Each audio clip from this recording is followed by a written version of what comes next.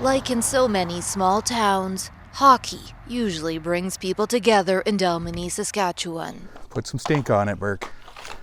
But this past year, the Trehorn family became embroiled in a dispute so bitter that 12-year-old Berkeley Trehorn can never play minor hockey in her hometown ever again.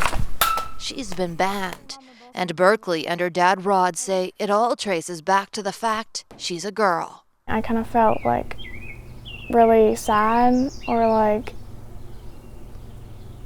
I did something wrong because they were blocking me from there. By there, she means the team dressing room, a source of problems for years. Like so many girls, Berkeley has played hockey with boys since she was 5.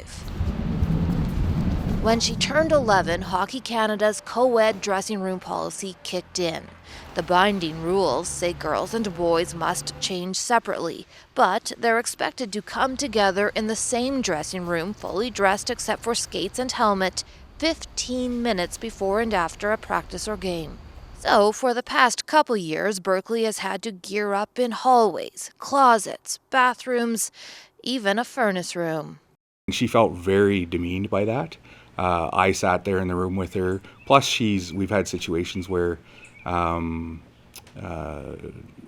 men have just walked in on her because she's not actually in a dressing room. It's a utility closet. Well, I didn't really want to play anymore because that's mainly the whole part that I really wanted to be there was just to have fun. And me sitting by myself is not very fun. And then the pandemic hit. We felt finally she would be fully welcomed as part of the team and just be able to walk right in with her team as an equal.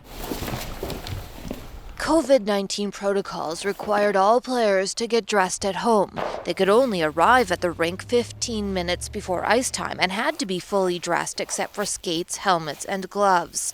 Berkeley's coaches and team manager agreed that she could be in the same room with her male teammates for those 15 minutes. But the Delmany Minor Hockey Association said no way. This COVID year was really difficult. Kelly McClintock oversees hockey for all of Saskatchewan. He says he was told boys on the team were uncomfortable, even though the policy allows Berkeley to be in the room. Maybe in theory, but there's a lot of dressing rooms where, the washrooms don't have any doors on them, etc. But that's not actually the case in Delmany. It all led to a flashpoint last October. Berkeley says a group of parents and board members physically blocked her from entering the dressing room. The volunteer board members here in Delmany who spoke to CBC News all settled on one main reason: that it's too risky to have unchaperoned boys in a dressing room with a girl, even when everyone is fully dressed. That it could lead to bullying, sexual harassment, even assault. It might be an extreme case, but it could be a possibility, right? So again, you're just trying to protect everyone from things that could happen. The Trehorns say it's not their fault parents don't trust their boys. I was angry. I was upset. I cried. But it was only met with, I made a phone call to one of the board members, which the response was, I don't want to get involved. The Trehorns demanded an apology to their daughter and more inclusion. When they didn't get it, they called a lawyer and filed a human rights complaint. The Trehorns also refused to sign a code of conduct that prohibited them from speaking negatively about the board. We couldn't, in good faith, sign it, knowing that we are going to speak negatively about the board at some point, because we're taking them to human rights court. The toxic dispute prompted some board members to resign. In May, the Minor Hockey Association permanently released Berkeley. The reason?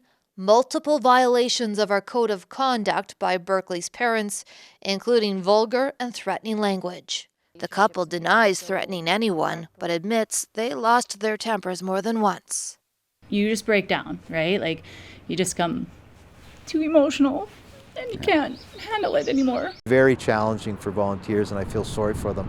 The Saskatchewan Hockey Association General Manager supports the decision to ban Berkeley from Delmany hockey and stands behind the volunteers. They do an incredible job, and they put up with an incredible amount of abuse. I know because I deal with a lot of verbal abuse, and for them to put up with situations like that is extremely stressful, and it's turned off a lot of people from even being involved in the game.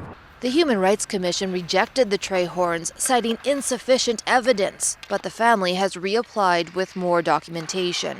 Quit is not in our blood. The Trehorns are resolute. They insist their daughter was discriminated against on the basis of sex.